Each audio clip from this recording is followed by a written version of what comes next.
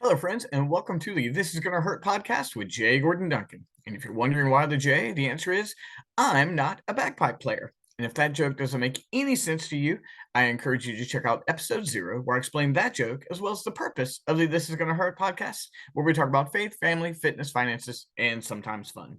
Well, friends, here we are at a very special episode 500. We did episode 499 and a half last week as we were waiting to record this episode. But here we are, episode 500. I cannot believe it. Thank you, everyone. Thank you very, very much.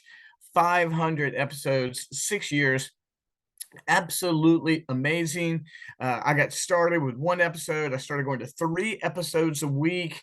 And now I'm back one episode a week. Absolutely amazing. 30,000 plus folks. It's just been insane. Thank you so much. Let me go ahead and say right now that I have been promising that one guest, that one person I have been wanting more than anyone else to get in the episode. And I'm sorry to disappoint you. They are not here. I have not given up on getting this person to be a guest on the show. It is going to happen one day, but we just can't make it happen yet, no matter what, with the best efforts. And so I didn't want to keep recording for 99.5, 99.75. I didn't know what I was going to do. So I went ahead, I'm recording episode 500. I've got some wonderful things to share with you, but I'm not giving up on getting that incredibly special guest that I want on the show. So you don't give up either. There's a few of you out there who know who this guest is, and I am going to keep trying. But until they're ready, until we can coordinate things, it's just not going to happen. So let me share what we're going to do here with episode 500.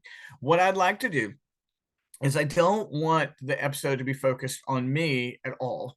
I want to focus the episode on listener stories and favorite guests and the episode that I think made the biggest impact. I want the show today to focus on folks out there who have been a part of This Is Gonna Hurt or have received something good from it, which is ultimately what want to happen. If you're watching, please forgive. You're going to see there's a big Band-Aid on my nose. This is not how I anticipated episode 500 with a big Band-Aid on my nose. But I walked into a plate glass window. It did not shatter, thankfully, but I did crack my nose and I got a big cut on there, and it's much better about 5 days in, but you do not want me to be on here without the Band-Aid on there. It'd be pretty gross to look at. So I'm much better, thankfully. Some of you guys who saw it laughed at me, were concerned about me, all those things. I appreciate it. It's a pretty funny story. But thank you so much. So, gang, let's hop in. And, I really toured around over and over again. Like, if we didn't get this guest from, I was going to do it episode 500. And I had some other guests lined up, and I've actually been a guest on another podcast. And I thought, do I share that one? Do I bring back one of our guests that we've had before? Do I try to get Emma on the show? But no, I think what I'm going to do is I'm going to put the focus on you guys. What I'd like to do is share some listener stories. These listener stories are going to be anonymous. But by listener stories, it is the impact that was made by a few of these episodes on folks. And I was reflecting on that, doing some work, and really, there were 2 episodes or 2 really seasons where I was sharing a lot about what was going on, and you guys have responded really well. First of all, listener stories. Anytime I have shared honesty about my epilepsy struggle, and maybe in a week I wasn't doing well. I mean, I started suffering epilepsy before I started the podcast, but times I wasn't doing well, or times I was going back to get checks, or I was struggling. You guys have always been great. Particularly, there was one person who reached out who said they appreciated me sharing just the vulnerability of the struggle. And I think the person who shared this with me has a much tougher struggle than I do.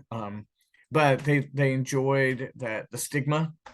There's 104. The stigma was removed. There's, I think, 140 different types of epilepsy or seizure conditions, and not everyone understands it. And if you are not necessarily having a grand mal, which I have great sympathy for, if you're not having that, sometimes people don't understand, or they think you're fine when there's a lot of other things going on. And I just remember particularly one person reaching out. They've had some struggles themselves, a little bit of seizure work, and some mental health struggles. And they just thanked me for the transparency and the honesty, because there's a lot of stigma around epilepsy. You guys know my marathon journeys and my running and my health approach and things like that. I'm very thankful that I'm healthy enough to have that health approach, and everybody is. But because of that, I fear sometimes that the impression I give about epilepsy is that you can just run a whole lot and it's going to be fine. And running is definitely one of my tools for helping with the coping and the fighting of the side effects and the meds and that kind of thing. But that's not the case. I've got a friend, family member right now who's struggling with multiple seizures a day and is absolutely paralyzed in their life. And they're not in a situation like I am. But the listener story was someone who reached out and they don't feel cared for or loved or sympathized with because of their struggle. And they just reached out and said they were thankful that I shared my approach and my story. Not everybody has it the same way. In fact, every epilepsy, every seizure looks different. But I remember in the midst of that, I was just basically treating this is going to hurt like a live journal almost. And that was cathartic for me to kind of share. I mean, I know sometimes I'm just speaking into a camera, but the person responding to me and letting me know that it made an impact on them, reminded me I'm doing the right thing, gave me motivation to keep going, even when my brain hasn't always been working really well when I'm recording episodes. So to that person, if you're listening, I want to say thank you. Another listener story is back in 2020, as we were still in the pandemic, and we weren't on lockdown anymore, when we were really told not to leave our house unless it was by necessity, which is still crazy. And I look back about that season. That's when I announced that I was leaving full-time ministry and was pursuing capitalized marketing full-time. And I talked about that on several episodes. I did one full episode on it in 2020. And, I was greeted in general with different reactions. There were some people who were like, Gordon, just so excited for you and Amy. It was just 100% on. There were people who avoided me and no longer spoke to me because I left ministry. There were people who were hostile, people who were very judgmental about it. And we were kind of going through the gambit when we stepped away from full-time ministry. We were struggling to know a little bit who our friends were. And there was one person who reached out when I shared that we were leaving. Actually, this person and his wife reached out. And there's not someone I speak to on a regular basis. And just their reaction to learning things through the podcast, they weren't mad that I hadn't contacted them personally. You can only contact so many people. They were incredibly supportive. They talked about the new opportunities that Amy and I would have to serve in a different format, a different way. They were impacted because of the ways in which they choose to serve. And but they expressed to me and Amy that just how much they were behind us and supportive. So it was a listener story of someone who was individually impacted, maybe giving a little bit of hope. It's funny, I had probably 3 or 4 people reach out to me who were in ministry after that podcast to wonder, like, how'd you do it? Because they're curious about making the transition and didn't know how. But I remember that being a really significant time. Late 2020 had so many changes anyway. And then Amy and I left full-time ministry, went full-time into Capitalize, sold our house, moved. I mean, all those things. And I just remember knowing that I was able to impact really that couple and then give some other people questions like, hey, how do we do this? I was excited for the impact made there. There are lots of other impact stories. People follow up with me pretty regularly. Sometimes I get a lot of response, sometimes I don't. But anytime I do, I'm just really thankful that I hear from folks. So if you've ever responded, thank you. If you've ever left a review, thank you. If you've ever shared an episode, thank you. It just means a ton. Favorite guests. We've had a lot of guests on here. Less since we've gone out of the studio, and I think that's part of just sort of a convenience factor for me. I'm either recording um, in the sound box at my co-working space or here in the home office. And because of that, we've had a few less guests than we used to have. And I want to get back to guests. I mean, it's definitely one of the things I want to future cast for you guys, is that we're going to have more guests. But I've had some favorites. And I'm going to try not to rank them. Because we've had some fun folks on here. We really have had friends, and I've had people I didn't know. We've had some authors and some musicians. But I have to say, my number one guest of all time had to be Emma. For a while there, Emma was on the show almost every month. And we were reviewing movies and reviewing books and talking pop culture. It was so much fun. And in fact, she and I started a sidecast, which is still, you can still find it on Spotify and iTunes, called You're Entitled to Your Opinion, where we did the same thing. Excuse me, we just focused on that. But where she is now, senior in high school and in color guard and working and doing all the other things and relationships, we have not been able to record any You're Entitled to Your Opinion. I throw it out there every now and then, like, hey, record an episode. I haven't gotten her to, but it was a fun season. She was on the show 10 plus times easily. And then we started our own podcast out of it. But I got to say, Emma has to be my favorite guest ever. If that's 1A is Meredith. She was on the show one time, and she's a bit more private in those things. But I loved having her on. We were in the studio, and she was just talking about making transitions as she moved from, high school into college. And I just really appreciated her coming on. It was a good, honest conversation. I recorded that episode with Landry and Emma in the background. And Landry said a couple of things, but wouldn't be on camera. So secretly, she's actually been on as well. But it meant a lot, because I know that, stepping forward like that's not typically something Meredith would want to do. And it meant a lot that she would. I've got to say, my buddy, Pete Evick. Pete is a phenomenal musician. He's a rock star. He's the guitar player and band he's in charge of the band for Bret Michaels, and Bret Michaels is the lead singer of Poison still, but Bret plays 100 plus shows a year, and Pete's in charge of that band. He gets the songs together, he gets the band, his bandmates together. He's in charge of so many things, from drums, bass, guitar to backup vocals and every other thing.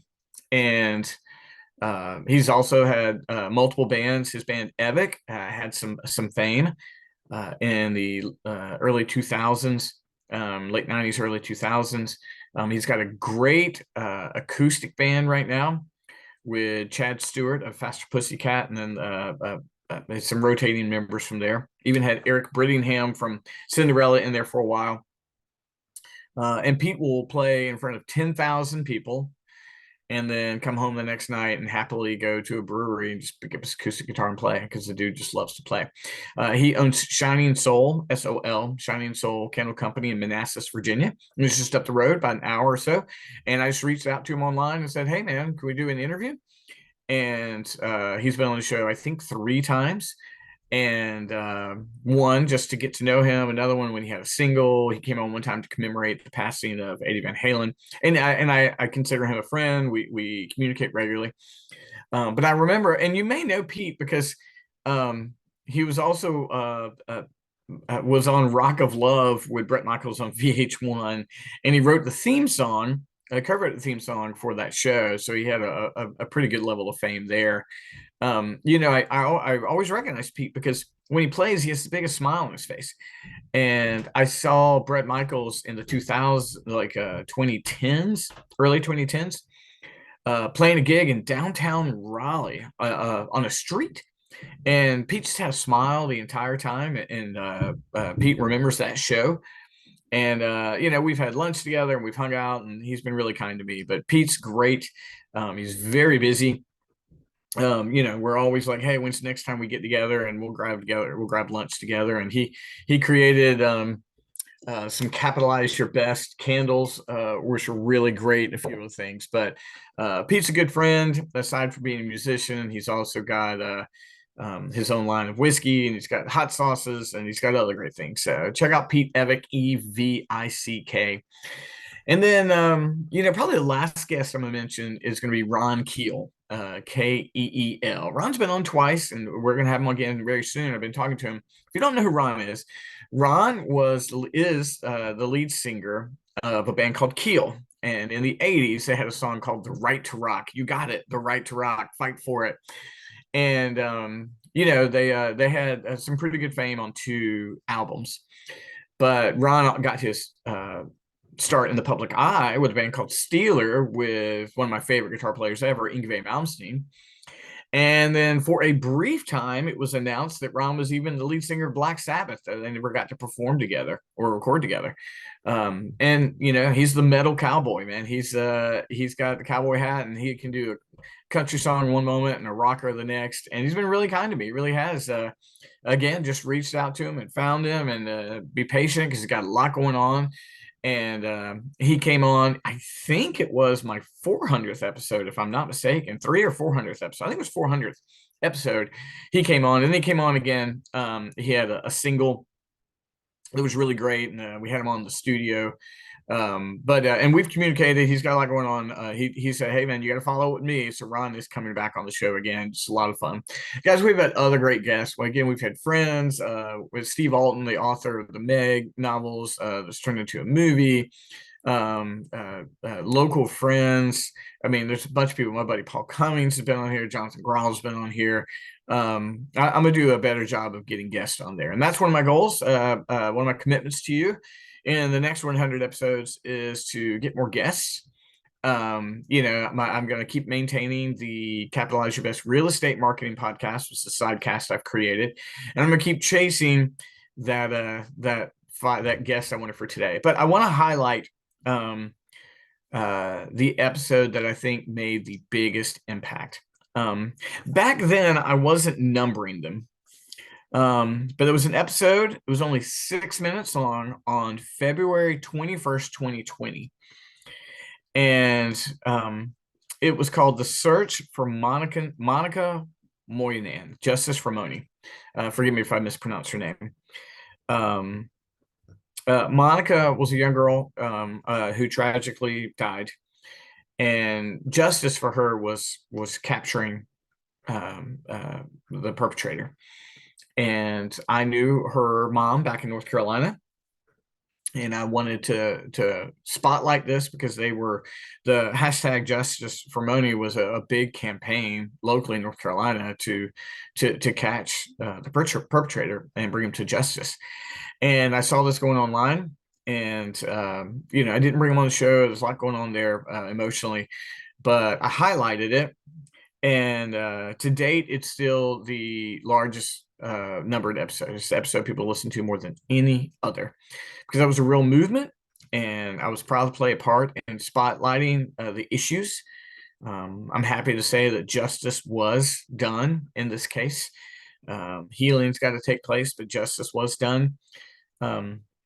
And I asked permission if I could do an episode, and they said yes. I didn't want to be like some true crime podcast that violated anybody's privacy or anything. I'm very happy justice was done, and happy to play any part in raising awareness when justice for Moni was really going on. And so, like I said, justice was done in that case. I'm very thankful, and now they seek to heal.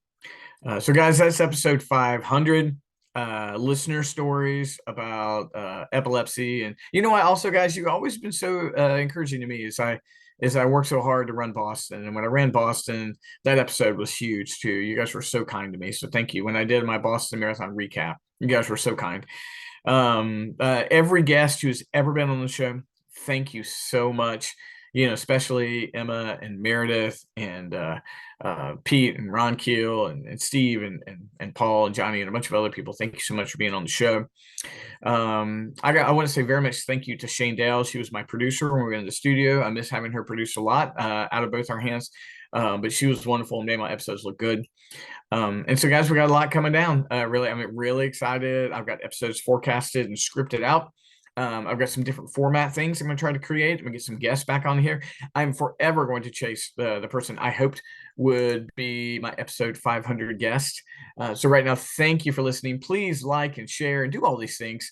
You guys have made this possible. I am stubborn, but I wouldn't just keep recording episodes if no one cared.